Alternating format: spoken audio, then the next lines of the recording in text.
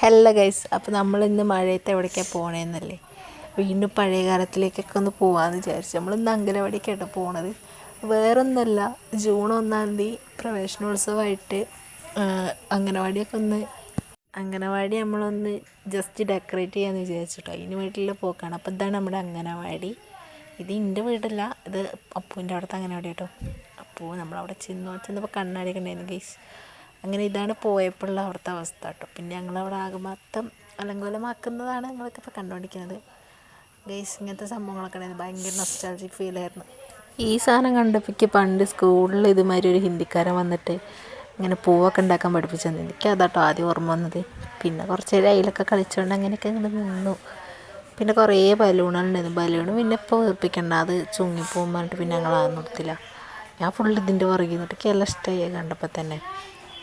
പിന്നെ അപ്പവും കുക്കും ചിന്നും ഒക്കെ ഉണ്ട്. ഇതൊക്കെ ഞാൻ കിട്ടിയതാട്ടോ. അവർക്ക് ഹൈറ്റില്ലാത്തവരെ എത്തൂല. പിന്നെ ഈ സൈക്കിൾ കണ്ടപ്പോൾ അപ്പുവിന് പിന്നെ കുട്ടിത്തം മാറാത്ത അപ്പു അതിൽ കയറി നിന്ന് കളിക്കണം ഗൈസ്. ഞങ്ങളൊക്കെ കയറിയ പൊട്ടുന്നുള്ളതുകൊണ്ട് ഓളം മാത്രം കയറ്റി ഞങ്ങൾ. ആസ് യൂഷ്വൽ കണ്ണാടി നമ്മൾ വെറുതെ വിടില്ലല്ലോ. ആക്ച്വലി ഗൈസ് അതിന് കാണാൻ നല്ല രസമുണ്ടായിരുന്നു, ഇഷ്ടപ്പെട്ടു.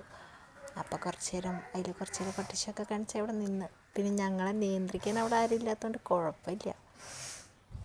പിന്നെ ഗൈസ്, ഇത് അപ്പൂൻ്റെ കലാവിരുതാണ്. അവിടെ മൊത്തം അപ്പൂൻ്റെ കലാവിരുതുകളായിരുന്നു. പ്രവേശനോത്സവം 2025 ഉണ്ടാവും. ഒക്കെ അപ്പൂൻ്റെ കഴിവാണ് ഗൈസ്. ഇതിൻ്റെ സ്പോൺസറാണ് കേട്ടോ. പുറത്തെല്ലാം മഴ പെയ്യുന്നുണ്ടായിരുന്നു, കറണ്ടൊക്കെ പോയി. ആ ചുവപ്പ് കൊടുത്തത് ഞാനാണ്. അപ്പോൾ പറഞ്ഞ രസമില്ലാന്ന് പിന്നെ ഓളെന്നെ മൊത്തം കൊടുത്തു.